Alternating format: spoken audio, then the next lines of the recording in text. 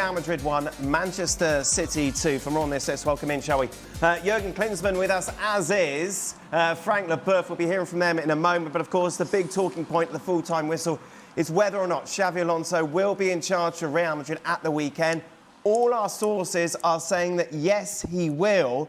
The reason being is that Real Madrid competed in the second half. They weren't embarrassed. That's where we've become. That's where we are with Real Madrid these days. Yeah, I think so. Well, if you watch the Liga every week, if you watched Celta de Vigo a few days ago, if you watch a lot of their games, they created more. And I'm not saying, you know, this Xabi Alonso is going to be in this job at Christmas or beyond. But the one thing that would have seen him go tonight was a real pasting. And it could have gone that way, but also they could have won that game because they created more chances, to my mind, than I've seen them do for a while. They had a bit of pace about the game. Yeah, they're open at the back. Craig, is this where we're at? Yeah. Real Madrid played better than they did against Celta Vigo, against the Manchester City side who conceded 4 against Aston Villa, against 3 against Leeds. And we're 5-1 up against Fulham. And almost lost. And Real Madrid can't score in the second half against Manchester. That's where we are, and that's the thin line at the moment that is saving Xabi Alonso. Wow, that's how soft this, how low the bar is. Possibly. That was one of Real Madrid's better performances of the season. They lost, but it was one of their better performances.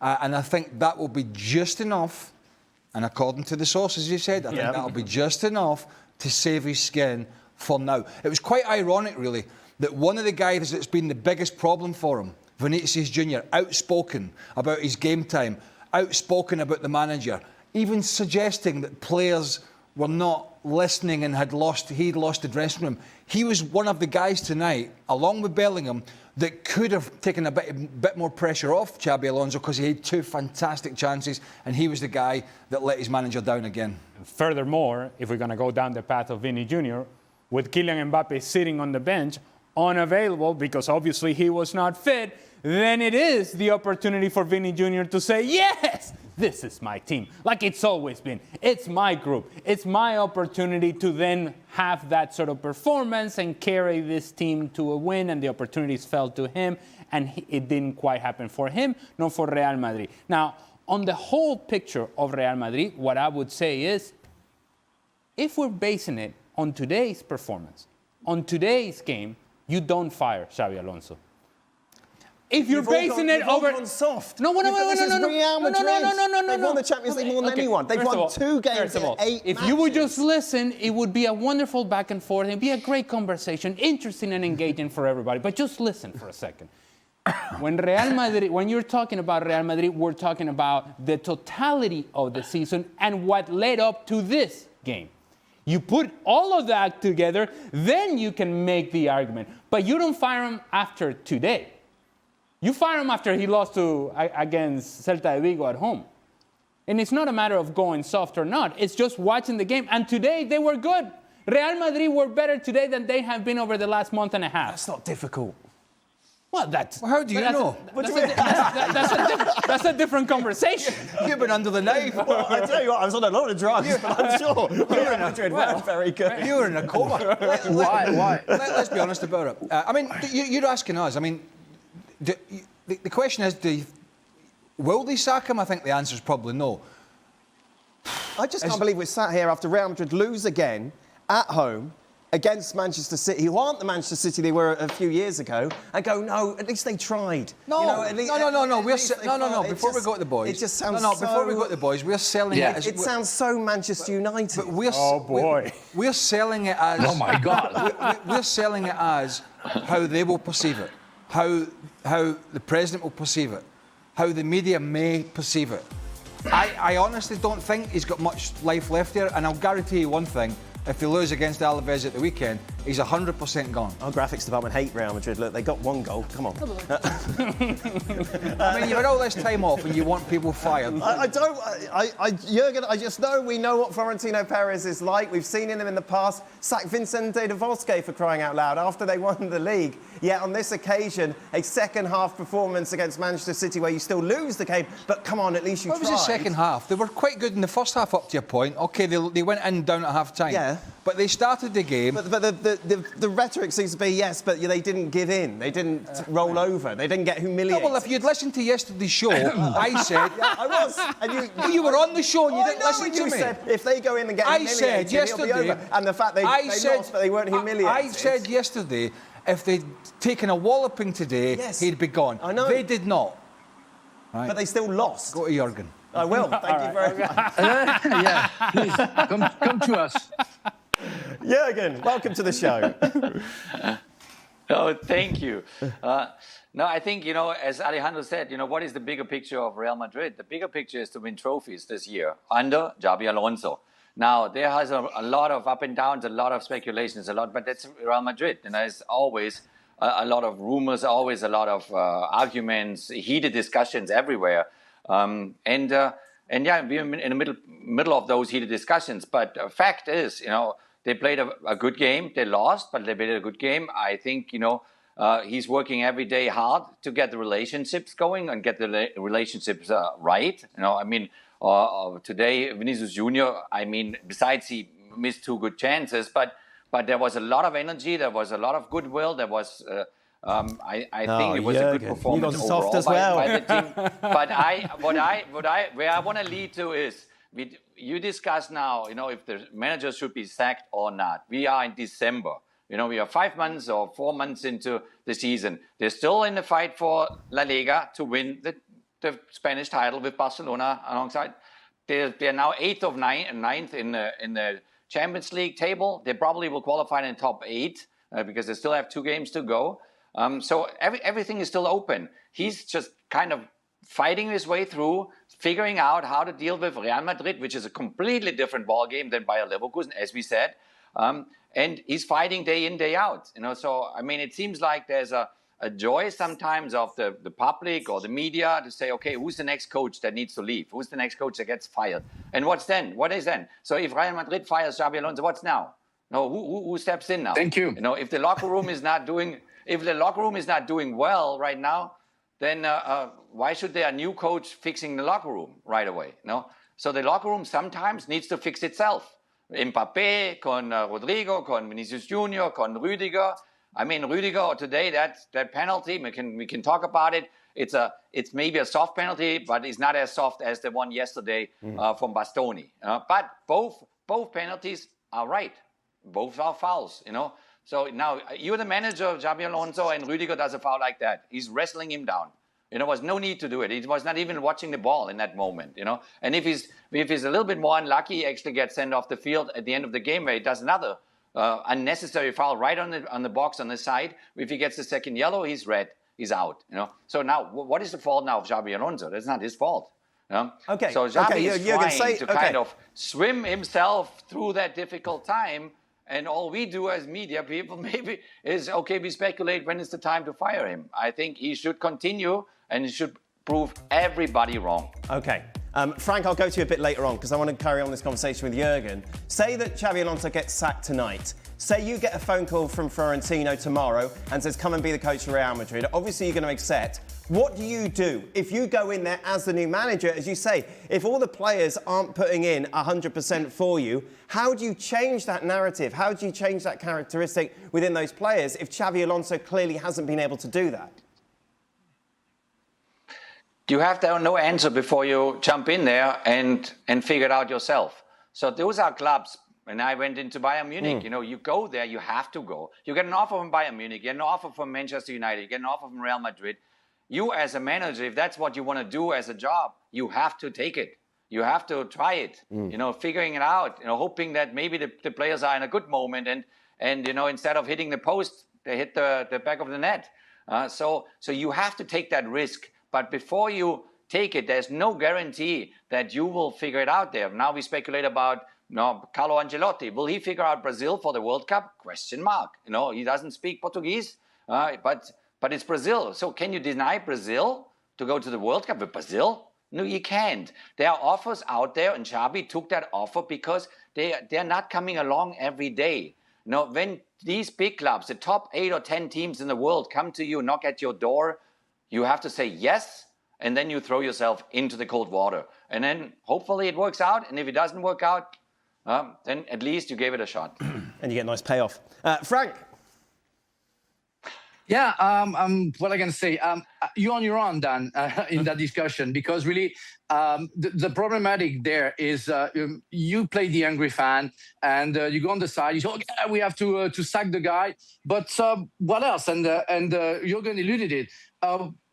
What can you prepare if you sack him and get somebody else? And we have seen last year with Ancelotti, they're the same issues. That's not coming from the coach. And when Rudiger makes the mistake, the penalty, what can Xabi Alonso do? And also, if Vinicius Jr, instead of being spectacular, is just showing some effectiveness on the last thing that he has, that's a goal. And everybody has another speech then. So, instead of saying, oh, yeah, we have to change the coach, because it doesn't work like that way with Xabi Alonso. No, it doesn't work that way. You were mentioning Manchester United. They're not the same level. But you were mentioning Manchester United, which decided to change coaches. For which result? We realized that, in fact, that was a player's problem, player's issue, locker room issue, but never the coach issue, because the coach cannot do anything if they don't have the good players and the player who try to find the right chemistry. That's the problem that Real Madrid had.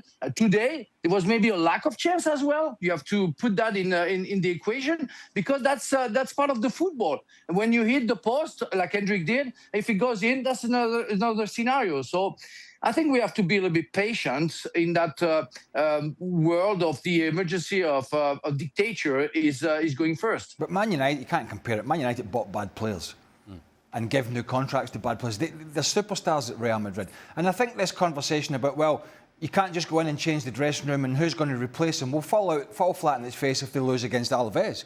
So we're talking about a few days. Mm-hmm. So he's if he's not sacked, and he may be, but it seems unlikely, he's by the skin of his teeth. There are Alaves at the weekend who I think sit just below mid-table. So they're a decent side, but they're a side that Real Madrid have struggled against, because they've struggled against most, home and away. They had 3 draws before on the road before they were able to win at Athletic Club, and we all thought that was the turnaround. Then they play Celta Vigo at home, first game in 4, and they're horrible. So he's hanging by the skin of his teeth.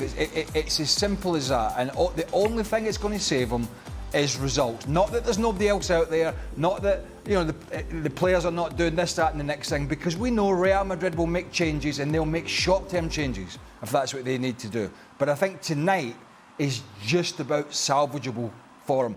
Unfortunately for you, you've turned into a less punter. No. Here's the thing. I'm not saying that Xabi Alonso should be sacked tonight. I'm just saying how low have Real Madrid come that they get a pat on the back for trying. It sounded a lot like you were making the argument for Xabi Alonso to be sacked tonight. Suddenly we're sat here going, oh yeah, but at least they tried. At least they put in an effort. This is Real Madrid, for crying out loud. You've just lost at home. You've lost 2 But it's Man City. It was one of the tougher games at home.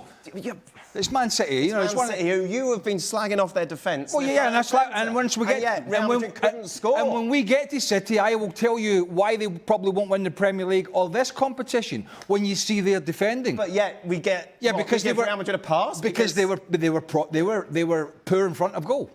If we just remove emotion off of the decision to sack Xabi Alonso, and just think about it for a little bit. This whole beginning of the season has been about Xabi Alonso and Real Madrid empowering Xabi Alonso over players like Vini Jr. Yeah. And of course, he had the best start that any manager's ever had. And at that point, I'm helping. And at that point, genius. Yeah. Look, he's given this team structure, discipline, which they didn't have last season, and he is telling Vini Jr. that he has a role to play in this team, whether he accepts it or not. There is a role to be playing this team, and you're going to do it because it's Xabi Alonso. If you're Real Madrid, and a couple of weeks later, you turn around and fire this manager, you're now empowering players like Vini Jr. to blow up the locker room anytime that they feel like something has gone against them. Once you allow the players to have all the power, which they seemingly already do, then there is no manager that walks into that door and is able to make decisions, because you know full well that they'll go above you, and they'll go behind you, and they'll go around you, so that they can get you off and out the door because they're not happy with you. You cannot, as a club, empower the manager to begin with and then 2 weeks later say, no, we're not empowering him anymore. We're actually taking the side of guys like Vinny Jr. who had been pitching a fit over the course of the season. Let's focus on the team that won for a moment, shall we, Jurgen? Are Manchester City any good? Oh, absolutely, Manchester City is good. Absolutely. No, I mean, I think it took him a while to get into the game. And then after Rodrigo's goal, they came alive. And O'Reilly's goal, then the equalizer, and then obviously Rüdiger's foul, unnecessary foul on Erling Haaland, and they gave them the penalty and gave them the lead. But I think that it was a very, very competitive match. It was very physical. I liked it. I liked the one-against-one battles on many parts of the field. So this is it was a very good game. It was a very good game, and I think that's what both coaches probably will point out in their press conferences afterwards. It finished like that. Real Madrid had enough chances to score at least an equalizer to get away with a point. But what I really liked on Real's side then, and it's also on the side of Xabi Alonso, obviously, I liked the body language of the players. They were positive. Jude Bellingham knows that he has to do better with his chance, that he has to score there, but he kept going and he kept going. Rodrigo seems to be back, is more dangerous. And overall, it seems like the team was functioning well. And now you put in there Mbappe on top of it, and then I'm not that pessimistic there. With Man City, it's a team that can unbalance you in a split second. They have so much quality in there. They need very little, and if it's needed, then they need maybe a penalty. But they get it done. So yeah, it was a very, very fun watch. I really had a lot of fun to watch this game. There's a lot to like about Man City going forward, and there's just a lot to dislike. Are they an elite side, I suppose? That's the better way of putting it. No, they're elite going forward. They can't defend. Right. I mean, if they them in Barcelona would be a great game. It'd be 5-5. We just in the first half. 10-10. Because this Real Madrid side don't normally create this many chances. They have got a wonderful goalkeeper. They've got two really good centre-backs in Diaz and Guardiola, proper defenders, and then that's the end. The end. Nico O'Reilly's done a decent job. Matheus Nunes does his best, but they're too easy to get in behind. Right? And the start of the season, defensively, they were not bad. If you looked at their numbers, they were not bad. And that was papering over the cracks. Even in the Premier League, the opposing teams have started to find the cracks. And I don't think there's a hope in hell of winning this competition if your fundamentals were great going forward. You have to be able to defend. You have to be a good unit at the back. You cannot leave the amount of space that Manchester City left in this game, I don't think, and win this competition. I think it'll be Barcelona's downfall as well, unless they can remedy that. So the answer to your question is, going forward, not an issue. They've got people that will score goals, they've got people that come off the bench, they've got people that will create, and they're very good on the eye. But bottom line, they cannot defend. Yeah, and you look at those full-backs, Frank, and I think that's what sets alarms off, doesn't it, if you're a Manchester City fan? Yes, exactly, and that's the real thing. And on top of it, it's in a modern time, going on the flanks is very crucial. And if you cannot defend on that side, on those sides, you're going to struggle. And as well as could have happened today. I mean, congrats to them. And it's hard to criticize the team who just won away from home against Real Madrid. But at the end of the day, when I look at and imagine the game again, I say, well, it's more because Real Madrid made mistakes, Courtois and then Rüdiger, but it's also because Real Madrid couldn't score goals in the time that they had to, and it's more because of that the Manchester City won, that because of what they showed and then how they performed. So they did well, but not enough. And I go with Craig, not enough good enough, I would say, defensively, because they weren't there. Wow. And we've been harsh. 22 minutes into this show, I've tried to get Alonso sacked. We're having to go at Manchester City, yet they won at the Bernabeu. Well, yes, but... Which is no great shakes. Right, but you're the host of this show, and you led the conversation by saying, are Manchester City any good? Yes. So, look, you're leading the witness. Yeah, that's fair enough. That's right? fair enough. Okay. If we're going to focus on the fullbacks for Manchester City, and you were asking that question to Frank, good example, the Rodrigo goal today. Nico O'Reilly is cut far too inside, far too close to the center backs, and then he allows Rodrigo to get in behind, and he's too late to recover.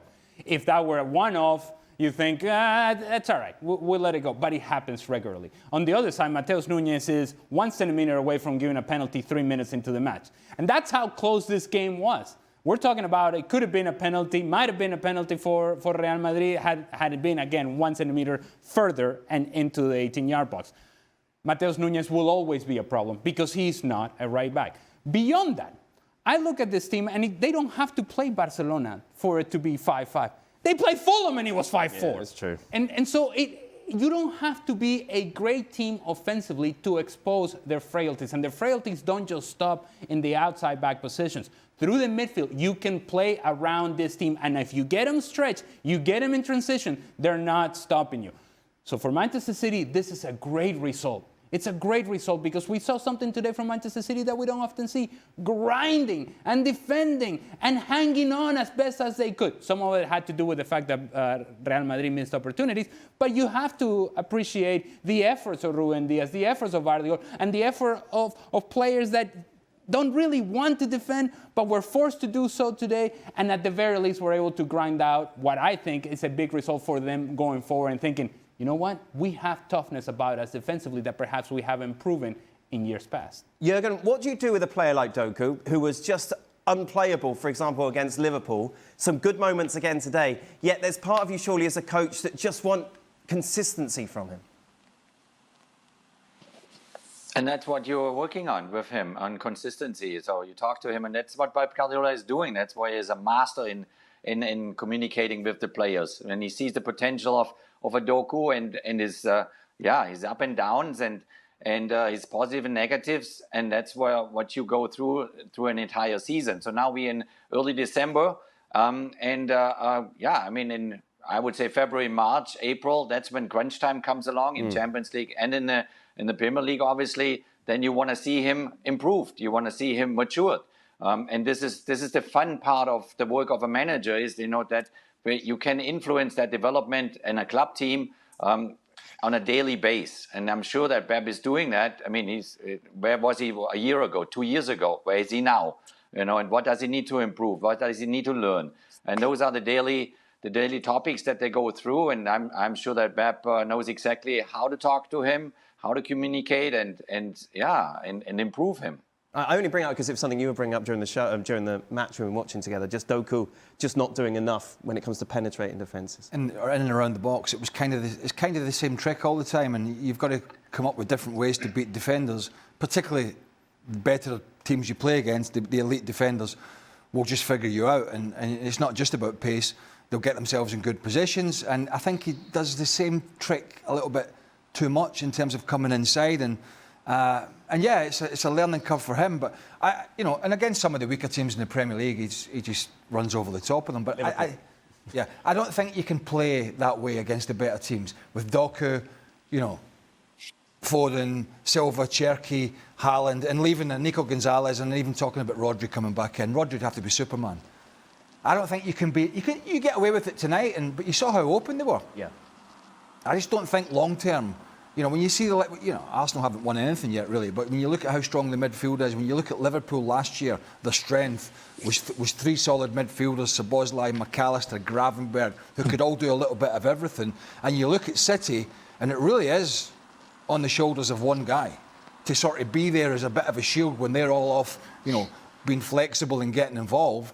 And then when they cough that ball up, as they did quite a lot tonight, and Real Madrid get on the front foot, there's just so many gaps. Yeah. And that's great, if you just want to say, this is fantastic football, this is great to watch. But will that bring you consistent success, particularly at this level? And I honestly think, unless he changes as he goes along, in terms of the balance of the midfield, I think that's where they will fall, because you can't have a weak back four with two midfielders playing at fullback and not have a better